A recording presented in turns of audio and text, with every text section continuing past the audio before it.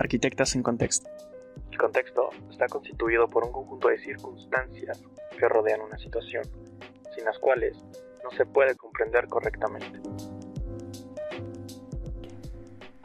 Hola, ¿qué tal? Bienvenidos a nuestro primer capítulo del podcast Arquitectas en Contexto. Estoy aquí con Aileen y yo soy Natalie. En este primer episodio les vamos a hablar de las energías renovables. Ahora, ¿por qué las energías renovables? Es un tema que ahorita está muy de moda. De hecho, como arquitectos, es una de las principales estrategias que proponemos en nuestros diseños sustentables. Sin embargo, investigando un poquito más, nos dimos a la tarea de ver qué es todo lo que implica el proponer una estrategia de este tipo. Entonces, es por eso que estamos haciendo este podcast, para poder ayudarles a entender un poquito mejor. Y justamente como mencionas, Aileen, este tema de las energías renovables ha sido de altísima relevancia, más por ejemplo que la ONU implementó lo que es una Agenda 2030, que la constituye una serie de objetivos, 17 objetivos para ser exacta, en la cual dos de ellos, por ejemplo, lo que es el objetivo 7 y el objetivo 11, que hablan de tratar de utilizar energías no contaminantes. Y por ejemplo, uno de estos objetivos, que es el número 7, habla de la energía asequible y la energía no contaminante, que justamente hacemos relación a la importancia que tiene de dejar de utilizar energía obtenida de los recursos no renovables, que justamente es un tema del cual ahorita les vamos a hablar. Ahora, ¿qué es lo que ha pasado? Ya llevamos muchísimos años utilizando energías no renovables y de hecho gracias a ellas es que ahorita tenemos la tecnología y el modo de vida del que gozamos. Pero también ha habido un gran impacto hacia el ambiente y derivado de todo este problema, uno de ellos es el cambio climático, es que ha habido muchas organizaciones a nivel internacional para lograr cumplir objetivos que puedan mitigar estas causas. Y por el cual estamos hablando de estas energías renovables es porque al final también hay algo oculto detrás de estas energías limpias. Obviamente es mejor utilizar lo que son las energías que provengan de recursos renovables que las de no renovables. La energía no renovable es aquella que se obtiene de un recurso natural limitado y escaso.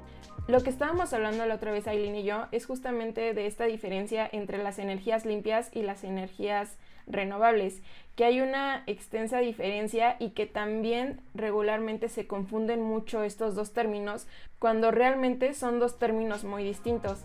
Se denomina energía renovable a la energía que se obtiene a partir de fuentes naturales virtualmente inagotables, ya sea por la inmensa cantidad de energía que contienen o porque son capaces de regenerarse por medios naturales.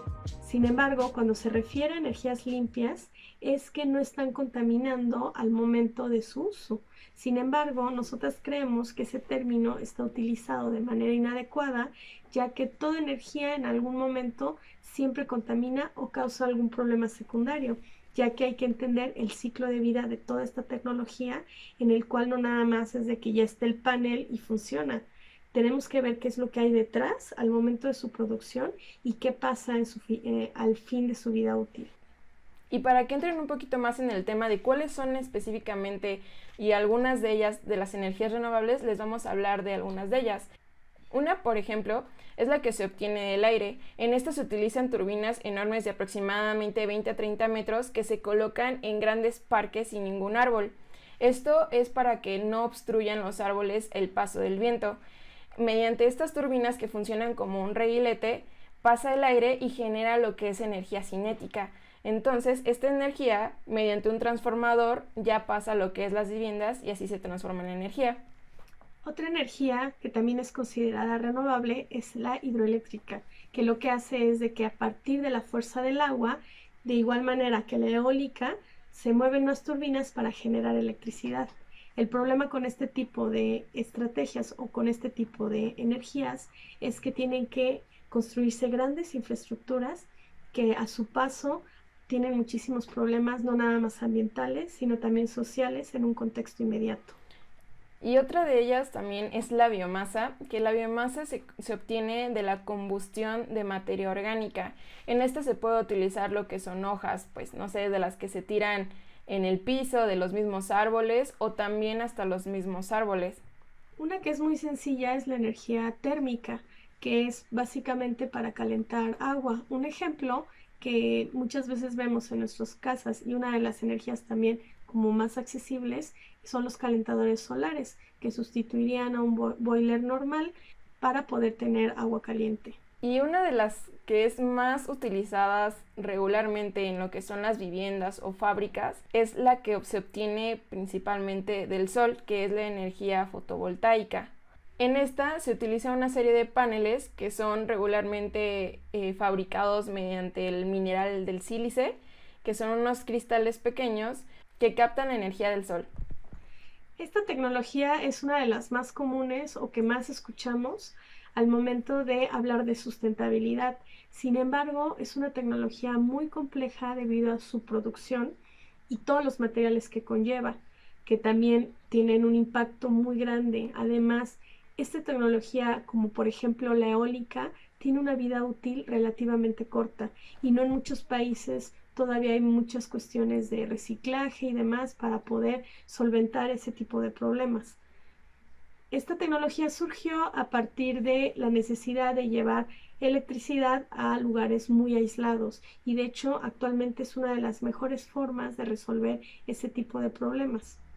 Y justamente tocando el tema de las energías renovables, nos gustaría que supieran lo que es el ciclo de vida de estos mismos, porque como ya hemos mencionado, todas las energías renovables, a pesar de que son consideradas como limpias, han dejado una huella ecológica y de hecho pues nos gustaría que tú nos comentaras un poquito de esto, Aileen, porque tú ya dominas este tema respecto al ciclo de vida.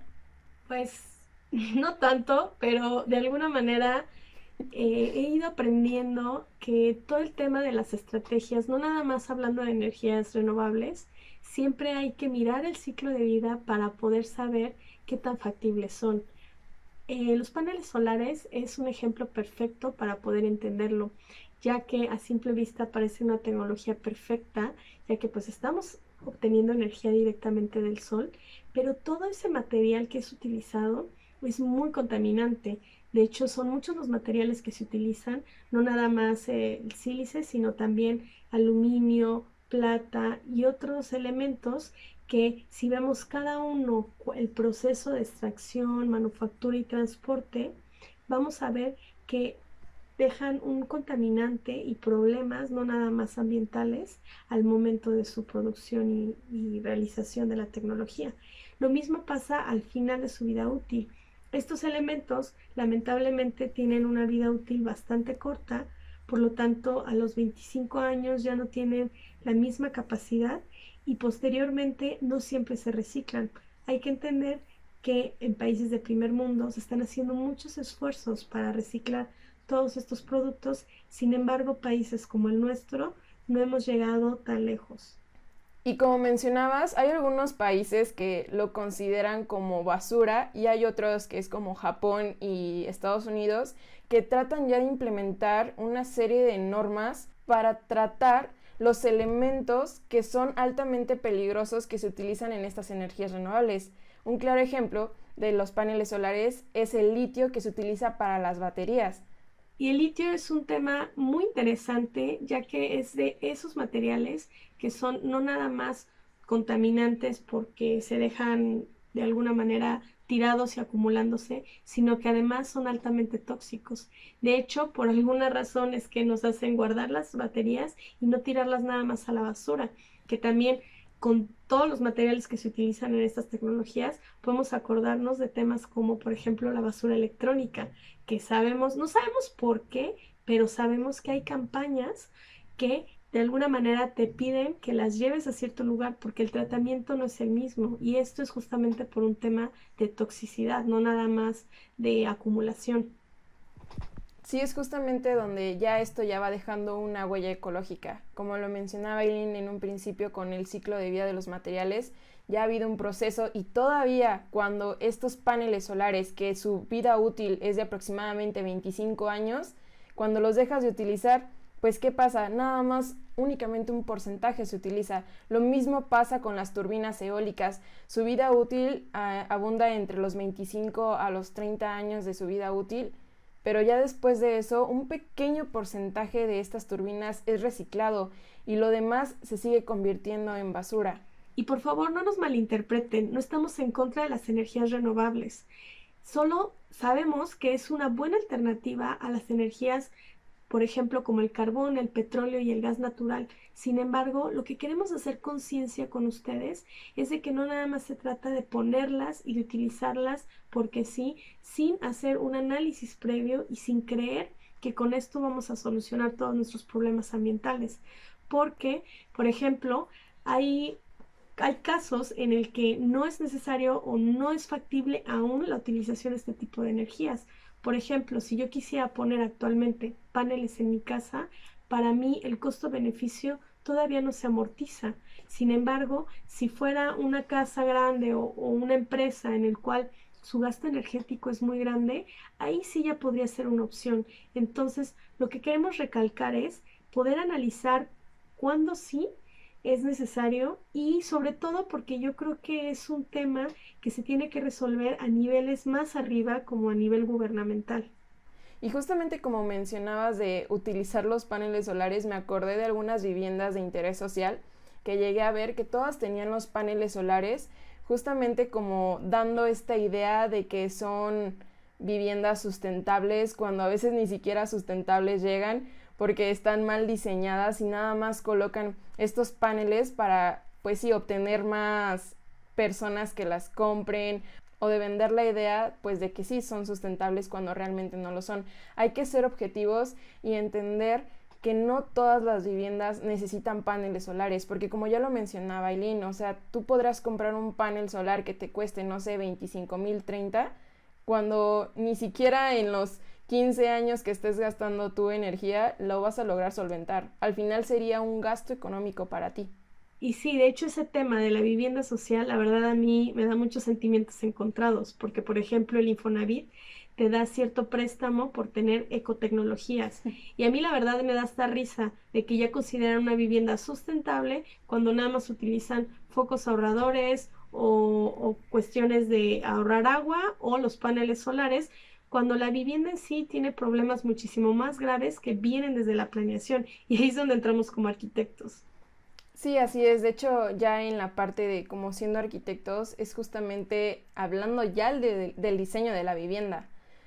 La otra vez le mencionaba a Aileen de que, por ejemplo, en mi casa no tiene una buena ventilación, que hasta a veces optamos por utilizar ventiladores cuando relativamente no debería ser necesario. Estamos en Querétaro y aquí es un clima muy rico, o sea, fresco también, a veces también es caluroso, pero tampoco es para andar utilizando un ventilador así las 8 horas seguidas. No, simplemente es porque el diseño de la vivienda es mal implementado, ha sido mal analizado su entorno, entonces eso ha provocado que el consumo energético aumente en algunas viviendas justamente por este mal diseño. Así es, y por ejemplo nosotras que somos arquitectas, la verdad es de que sí tenemos un papel muy importante, ya que todo este tema ambiental lo podemos solucionar mejorando la eficiencia energética de la vivienda, porque pues de alguna manera también es un tema económico muy importante, que también es la manera de llegarle a las personas, ya que muchas veces cuando hablamos de temas de sustentabilidad, lamentablemente hay personas que no le toman importancia, pero si le dices que va a gastar menos en cuestión de mantenimiento o algún otro rubro, la verdad es que te van a escuchar. Y no solamente las personas se van por la parte económica, también se van por la parte de moda, que es el eco-friendly, cuando realmente no tienen ni noción de lo que significa ser un eco-friendly, o a veces utilizan o creen que el implementar energías renovables en su casa cuando realmente ni las necesitan ya es ser algo sustentable. Y lo mismo pasa con las empresas que también están contaminando y que el gobierno no hace nada para que ellas tomen una responsabilidad. De hecho, ahorita que comentabas lo de las empresas, me estaba acordando que justamente he visto muchas empresas que ponen en su publicidad, ay, somos sustentables y ven aquí, por ejemplo, fraccionamientos. Cuando estaba yo estudiando la maestría, me acuerdo que tenía un compañero que trabajaba en un fraccionamiento, que no voy a decir su nombre, en el cual el eslogan era eso, somos sustentables, lo mejor, ven a vivir aquí. Y me platicaba que nada que ver, o sea, que el que trabajaba allá adentro, o sea, creo que hacían una separación de aguas grises y luego las volvían a juntar, o nada más porque ponían en las jardineras algunas plantitas endémicas. y cosas del estilo y ya eran sustentables. Y también me ha pasado ver constructoras con las que me ha tocado trabajar, que igual no voy a mencionar nombres, en el cual ponen en su página web así de hay una empresa socialmente responsable y sustentable, y es como de sustentabilidad no tienen nada, o sea, nada. Entonces, de alguna manera da risa, pero da más coraje que sea así. Sí, y de hecho, ahorita que mencionas de esta parte también de que son sustentables, que algunas, como tú dices, ahí hacen su publicidad ahí y todo, yo me acordé, no sé si te acuerdas de la vez que te estaba platicando, de que del río que contaminaron en San Juan del Río, que no voy a decir tampoco qué empresa, sí, porque capaz si nos banean aquí, pero esta empresa arrojó todas sus aguas sucias, llena de puros tóxicos al río, y el río quedó totalmente horrible, o sea, me acuerdo que yo iba caminando por ahí y los peces muertos ya flotando. Entonces era lo que justamente mencionábamos de que ya ni el gobierno hace nada, que es como de, ay, te hago un chanchullo por ahí, cuando no toman ni siquiera las medidas que se requieren para solventar este tipo de problemas. Y ahorita que decías lo del río San Juan, me acordé de un término que encontré ahora que estaba investigando todo para este episodio. Encontré un término que la verdad se me hizo muy interesante y al que somos víctimas, se podría decir, que es el de racismo ambiental. El racismo ambiental se refiere a cómo los vecindarios de grupos minoritarios, poblados principalmente por personas de color y miembros de grupos socioeconómicos bajos, están sometidas a una exposición desproporcionada de contaminantes como lo son desechos tóxicos, basureros, malos olores y otras fuentes de contaminación ambiental que reducen la calidad de vida. Yo creo que el tema de San Juan del Río es un claro ejemplo de eso, ya que ¿cuántos años habrá que llegó esa empresa ya a San Juan? ¿No sabrás? No, ni idea. No, yo creo que ya de tener bastantes años, porque yo todavía me acuerdo que cuando estaba más chiquita llegué a pasar por ahí, pero la verdad no sé. Sí, de hecho mi papá es de San Juan del Río y tengo entendido que desde que él estaba, él vio como ese cambio. Entonces, si vemos esta definición que ahorita les mencioné, hablan como de un grupo hasta cierto punto limitado, pero San Juan del Río, para quienes no conozcan, es una ciudad. Obviamente no es una ciudad la más grande del mundo, pero es una ciudad grande en el cual todos están afectados directamente. De hecho, últimamente me ha tocado ir mucho a San Juan, pero cuando iba poco, o sea, no se ofendan los que son de San Juan del Río, pero cuando llegaba hasta me daba un olor como a croquetita de perro, porque el ambiente está hasta cierto punto viciado. Ya cuando estás mucho tiempo ahí, la verdad es de que te acostumbras, pero pues de alguna manera da risa, pero la verdad es de que están afectando de manera muy grave. Y digo, aunque ahorita seguramente ya hay reformas y hay leyes que han ayudado a mejorar esto, el impacto que hicieron en un momento cuando echaron todo al río, o sea, dudo que haya de alguna manera una vuelta atrás para poder solucionarlo. Y bueno, otro tema relacionado con el racismo ambiental que encontré es el sur global, que prácticamente se refiere a los países de tercer mundo o países en vías de desarrollo. Si vemos un mapa, el sur global es toda Latinoamérica, África y Asia, y el norte global se puede decir que es Estados Unidos, Canadá, Europa y también Oceanía. Y a lo que se refiere al racismo ambiental es de que estos países del norte global pues muchas veces van a buscar los recursos o pues la mano de obra barata en países de tercer mundo, dejando muchos problemas detrás. Oye, ¿pero qué no Oceanía está del lado sur? Sí, pero viendo el mapa, como es de alguna manera un país de primer mundo, sí está considerado como norte global. Ah, ok. Sí, pero nosotros también, por ejemplo, somos el sur global, en este caso México, porque pues también como personas no hacemos mucho, pero como también hemos mencionado, el gobierno tampoco hace nada, o sea, también está solapando a las industrias. Entonces aquí es también donde entra la parte también política. De hecho, el tema político yo creo que es uno de los contextos que a mí en lo personal se me hace más complicado de entender, pero considero que sí tenemos que investigar para también saber cómo está nuestro país en estos temas. Las energías renovables justamente en estos momentos están como de ahí hablándose mucho al respecto porque ahorita hay un cambio como a la ley en cuestión de energía. ¿Qué es lo que pasa? Actualmente las energías estaban funcionando de tal manera que las energías renovables sí estaban entrando al sistema. De hecho, estas energías como la solar y la eólica son actualmente más baratas, ya que la CFE la verdad es que cuenta con una tecnología muy vieja que encarece los costos, no nada más de producción, sino nosotros como consumidores finales. Y la CFE no está muy contenta al respecto y lo que quiere el gobierno es como darle más importancia a la CFE y que su energía entre primero. ¿Qué es lo que pasa? Anteriormente entraban las energías más baratas y al ser las renovables más baratas se les estaba dando prioridad sobre la CFE. Entonces esta ley lo que está buscando es que la CFE entre primero y que si es necesario posteriormente entren las renovables. Esto obviamente le da la torre a lo que son la iniciativa privada, ya que pues ya no hay una competencia buena. ¿Y qué pasó?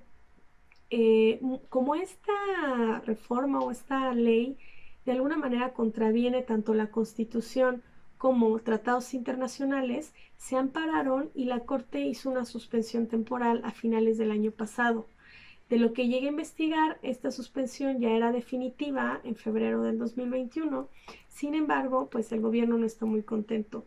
¿Y qué es lo que pasa? Lo que estoy entendiendo es de que el gobierno tiene como una idea de hace muchos años, como de los años 70, en el cual el boom del petróleo y demás. Sin embargo, hay que entender que México no es un país petrolero.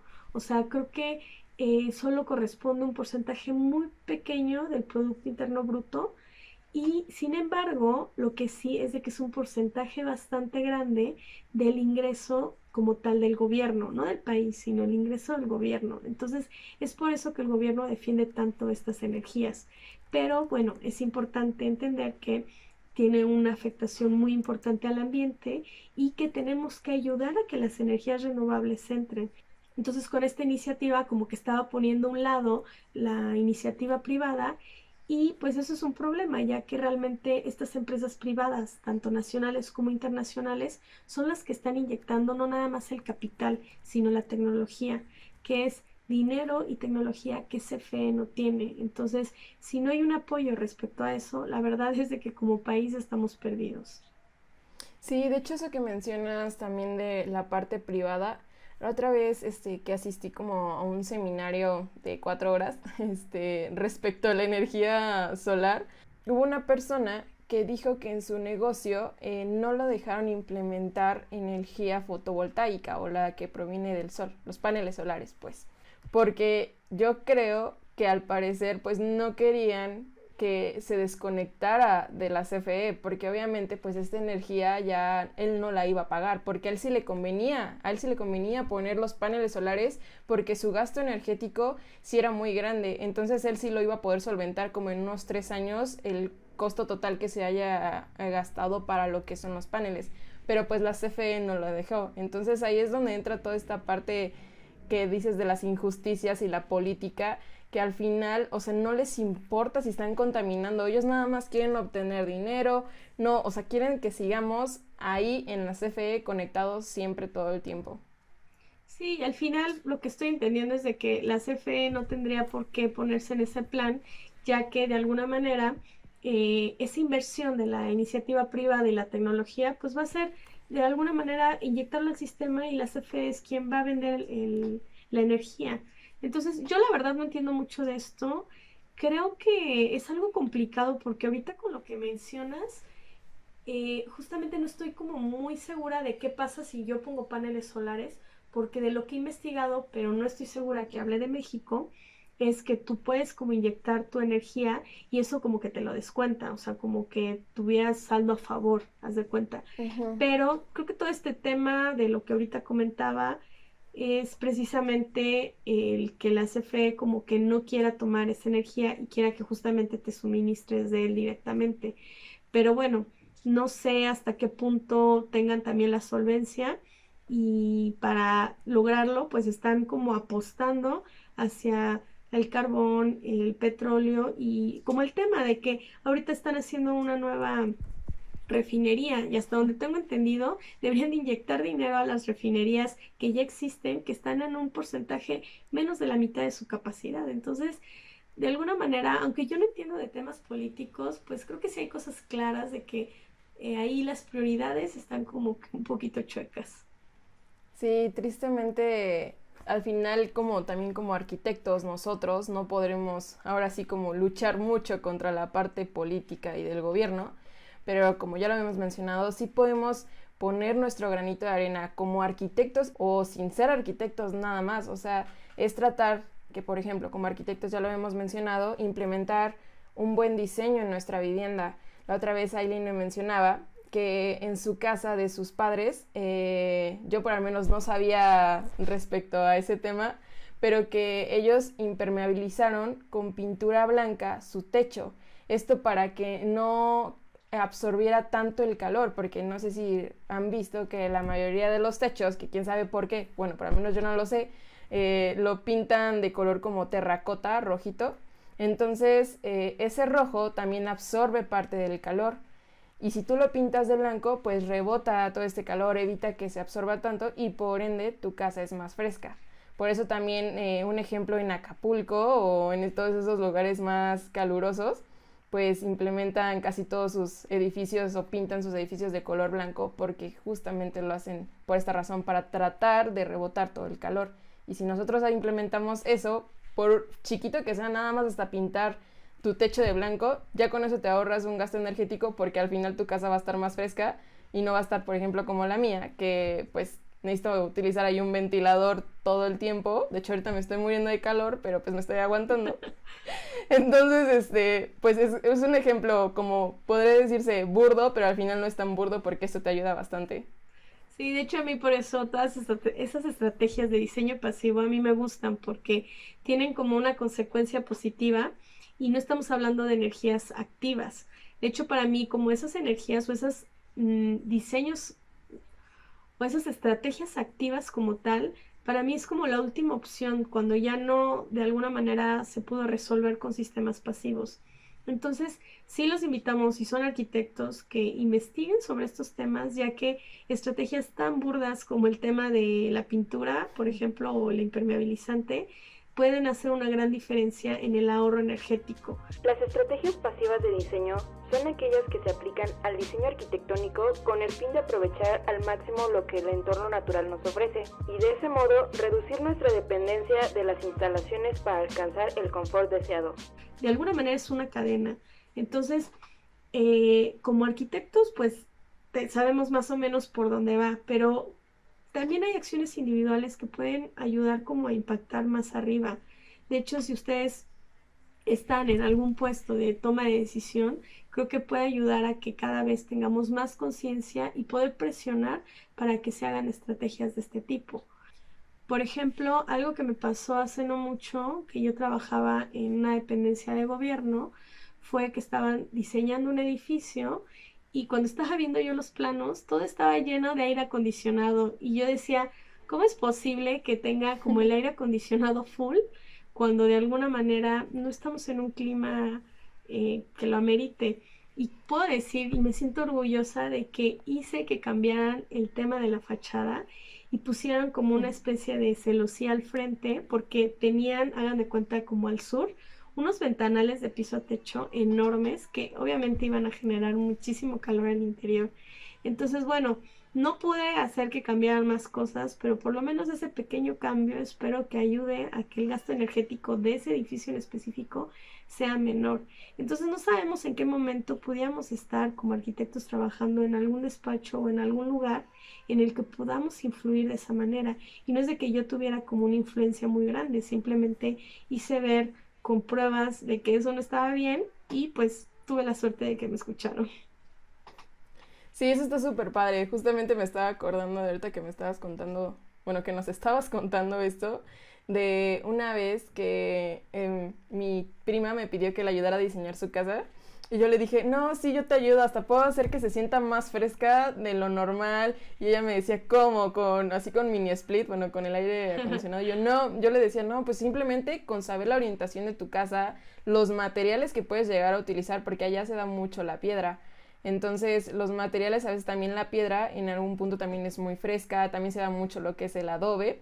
Entonces, esos materiales también te ayudan a que esté más fresca tu casa, dependiendo obviamente del clima o tú qué características quieres que tenga esa vivienda, pero es como decía Eileen, o sea, justamente queda en implementar e investigar algunas estrategias, por más sencillas que parezcan, sí hacen muchísima la diferencia.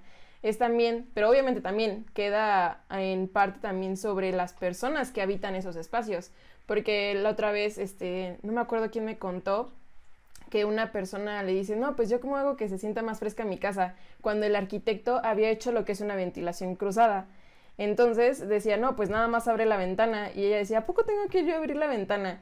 Y todos así como de, pues sí, ¿no? O sea, no quiere decir que ya porque el arquitecto diseñó la casa que va a ser más confortable, quiere decir que ya la casa va a ser automatizada. O sea, no, o sea, es también uno por sí mismo tomar también conciencia de que, ok, si yo en vez de utilizar mi ventilador, pues en este caso trato de buscar la manera en que haya una ventilación cruzada, abro mi ventana, abro mi puerta para que cruce el aire y se genere un mayor confort. Sí, de hecho hay una como frase que se utiliza mucho en bioclimática, que es que para un diseño pasivo se necesitan personas activas. Y muchas veces somos bien flojos porque es como de, ay, pues tengo el aire y tengo un buen de calor, como lo dice ahorita Natalia, en lugar de ir y abrir la ventana, no, vamos y prendemos el aire, prendemos el ventilador.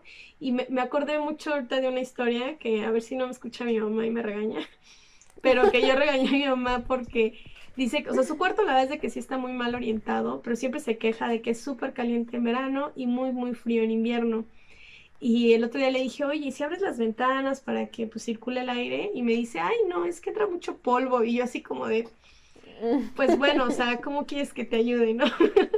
Entonces, Sí. es un poquito de todos. La verdad es de que como arquitectos no podemos obligar a las personas a hacer ciertas cosas, pero bueno, sí podemos ir enseñando de cómo funciona el diseño pasivo y también ver cómo implementar las estrategias. Por ejemplo, retomando un poquito el tema de las energías renovables, no significa que ya no vamos a proponer este tipo de estrategias. Al contrario, cuando vean que es necesario, por supuesto que se implementen, pero pensando, porque me ha tocado ver con alumnos míos que ponen una estrategia en su proyecto y ponen una torre eólica y es una casita y es como de, pues para empezar habría que ver si el contexto lo amerita, si te cabe en tu terreno y si hay viento suficiente, o sea, no nada más es ver si es de alguna manera factible por clima, sino también por todo lo que ya venimos platicando en el episodio. Entonces, no propongan por proponer, realmente analicen y que también las estrategias activas sean como el último paso, después de haber agotado todos los aspectos pasivos. Las estrategias activas son aquellas que necesitan energía para su funcionamiento. Un sistema activo de climatización consistiría en un dispositivo o conjunto de dispositivos mecánicos que se instalan en un edificio para proporcionar un control ambiental en los espacios interiores. Bueno, pero también no le echen la culpa a todos los arquitectos. Como ya hemos mencionado, nosotros también como individuos que habitan esos espacios, necesitamos también ponernos las pilas para tratar de que funcione bien nuestra vivienda. Y también pues dejar de lado esos hábitos. Por ejemplo, yo, pues aquí como un secreto, que no es tan secreto, pero yo le tengo mucho miedo, yo tengo una fobia a la oscuridad. Entonces yo sí, antes lo que sí hacía y así como mucha vergüenza, yo dejaba la televisión encendida de mi cuarto todo el tiempo porque yo no podía dormir si no había poquita luz. O sea, era como de no, siempre déjala prendida, porque sí me da mucho miedo a la oscuridad. O sea, si yo en algún momento llegaba a despertar, pues obviamente me iba a dar miedo ver la oscuridad. Entonces me regalaron lo que es una lamparita chiquita que es de luz LED, que nada más la conecto como 1 hora, se carga totalmente y me dura como 5 o 7 horas, así de corrido. Entonces al final son esas cosas que debemos de quitarnos, esos hábitos. Yo me tuve que quitar ese hábito y la verdad sí me costó mucho, pero eso por al menos ayudó, aunque sea un poquito, a reducir mi gasto energético. Entonces también es tomar conciencia de esos hábitos que uno tiene, que realmente algunos no son tan buenos. La otra vez le estaba platicando a Eileen de un ejemplo de que las personas o regularmente tendemos a dejar conectada la computadora cuando a veces ni siquiera la estamos utilizando, o cuando estamos también utilizando el celular y lo conectamos a la conexión eléctrica. Toda la noche, ¿no? toda la noche, o también que estamos ahí conectados y lo estamos usando, y entonces la batería nunca avanza del 5%, porque ahí seguimos y seguimos y seguimos. O sea, eso es un hábito que al final está mal y eso contamina al final del día. No, y aunque decíamos que las acciones más importantes vienen del gobierno, no significa que nosotros como personas no hagamos ese tipo de cambios. La verdad es de que con todo este tema ambiental que cada vez más me he empapado, sí me siento mal cuando tengo ciertas acciones que quiero ir cambiando poco a poco, ¿no? Desde la forma en la que te bañas, en la duración o a lavarte los dientes. Antes yo te dejaba como el grifo abierto y mientras me los lavaba ahí todo un rato. Y ahorita no, ahorita es como que le abro, lo mojo, lo cierro me limpio los dientes. Entonces, son cositas pequeñas, si quieren, pero que entre todos hace un gran cambio. Y de alguna manera, el cambio climático, que posiblemente sea un tema para otro episodio, pues es algo que aquí está y ya no hay vuelta atrás. Y también por eso acuerdos como el de París de 2015 es de que se intenta reducir todos estos gases de efecto invernadero para poder mitigar un poquito ese aumento de temperatura. Entonces, no nada más está en lo que hagan los países a modo como global, sino nosotros intentar reducir la huella ecológica. A nivel mundial, pues hay países que sí tienen una huella ecológica mayor, pero nosotros, tal vez en México tenemos una huella menor que en Estados Unidos, pero bueno, de alguna manera necesitamos hacer cambios importantes como persona y también como profesionistas. Si estamos en algún punto, una toma de decisión como las que les platicaba, que pueda ayudar, pues háganlo y de alguna manera ayuden a que la gente también vaya entendiendo la importancia de este tipo de acciones. Y así es como nosotros debemos de tomar conciencia de qué hábitos malos tenemos. Por ejemplo, aquí Aileen y yo ya nos balconeamos con nuestros hábitos que teníamos, pero los hemos dejado de lado. Y ahora hay que ver cuáles otros llegamos a tener. Y hay que siempre estar así, tratando de mejorar, siempre ayudando al planeta, porque como lo dijo Aileen, aunque ustedes parezcan que no le están ayudando mucho al planeta, créanme que sí, y también a ustedes por la parte económica. Y bueno, ya con esto cerramos nuestro primer podcast de energías renovables. Esperemos que les haya gustado. Y no sé si quieras decir algo, Aileen.